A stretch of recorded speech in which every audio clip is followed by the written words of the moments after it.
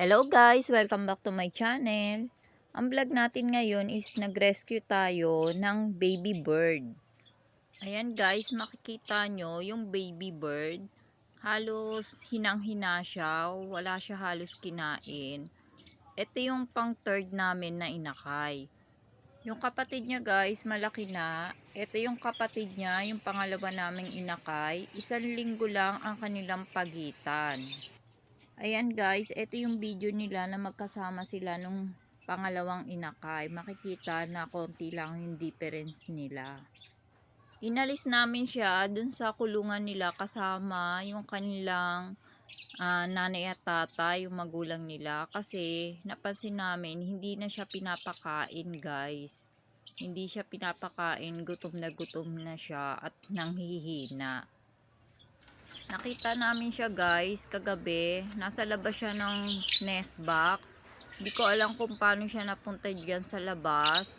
So binalik namin siya dun sa nest box kasama nung kanyang magulang at nung second na inakay.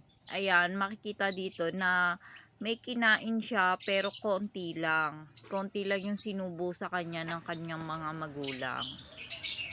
Kinabukasan guys, eto na, nakita namin siya, hinang-hina siya. Hindi na siguro talaga siya sinusubuan ng kanyang mga magulang. Kaya talagang parang malnourished na talaga siya kung tatawagin natin. Tapos yung nakuha namin siya, talagang dry siya. Dry siya at wala siyang kinain. Yun.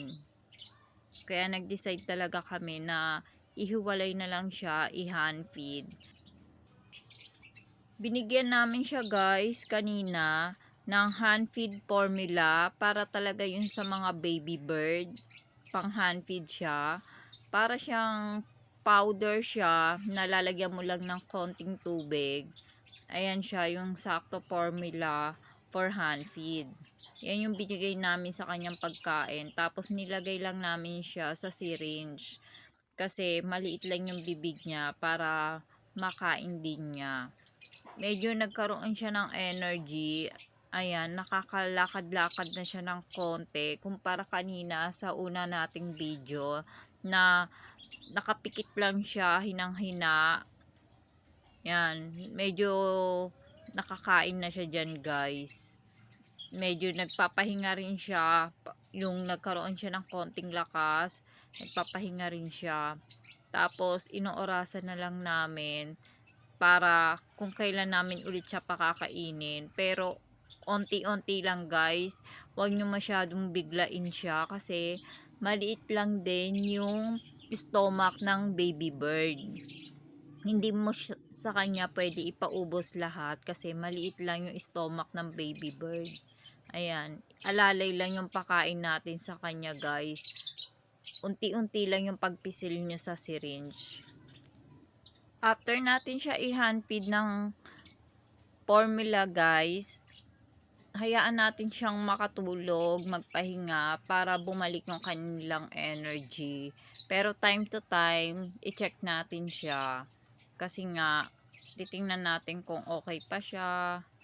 Yan, i-check natin siya time to time. Para ma-monitor natin yung kalagayan din niya. Ayan guys, mas nakakalakad na siya at nakakagalaw. Yan, pero nakikita natin nadadapa-dapa pa talaga siya. So, out of balance pa rin siya kahit nakakain na siya ng konti. Ayan. Orasan nyo na lang guys para mapakain nyo talaga siya kasi hindi natin alam kung ilang oras na siya hindi pinapakain. Kaya ganyan ang katawan niya, hindi na siya lumaki. Dapat medyo lumaki na siya, dapat kumapal na yung balahibo niya, pero still maliit pa rin talaga siya guys. Malnourished na talaga yung ating baby bird. Ayan guys, talagang napasarap na yung tulog ng ating baby bird. Tulog na siya guys. Yan, nakahiga siya. Nakahiga na talaga siya matulog. siguro medyo nabusog na siya ng konti, kaya mas nakatulog siya ng maayos. Time to time, guys, i-check lang natin siya kung okay pa siya. Yan. Kasi para talaga siyang baby na kailangan natin siyang bantayan. I-check natin kung ano na nangyayari sa kanya. Tapos, tiyagain lang natin guys na pakainin natin siya ng hand feed formula. Kasi, kung hindi natin siya pakakainin, talagang lalo siyang manghihina. Lalo siyang manghihina kasi wala siyang kakainin. So, i-check nyo na lang talaga siya kung every 1 hour or 2 hours.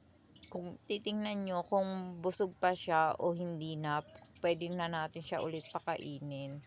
Ayan guys, medyo naka-recover na ang ating baby bird. Medyo mas masigla na siya kumpara nung una. Mas nakakalakad na siya at naigagalaw niya na yung kanyang pakpak. Ayan, medyo tumatalon-talon na siya ng kaunti. Ayan, mas nagkaroon siya ng energy nung kumain at natulog siya guys. Ayan, sana tuloy-tuloy na ang recover ng ating baby bird. Shoutout muna tayo guys sa ating super chatter, Rosalinda23, sa ating mga members, Gloria Eves, The Jonas Channel, Atining TV, Malu Lopez, Marga Margaret TV, Tikla Chubbs Vlog, Cordaps Journey, Inday Beng Vlog. Please don't forget to like and subscribe. Lailani Melad. Thank you!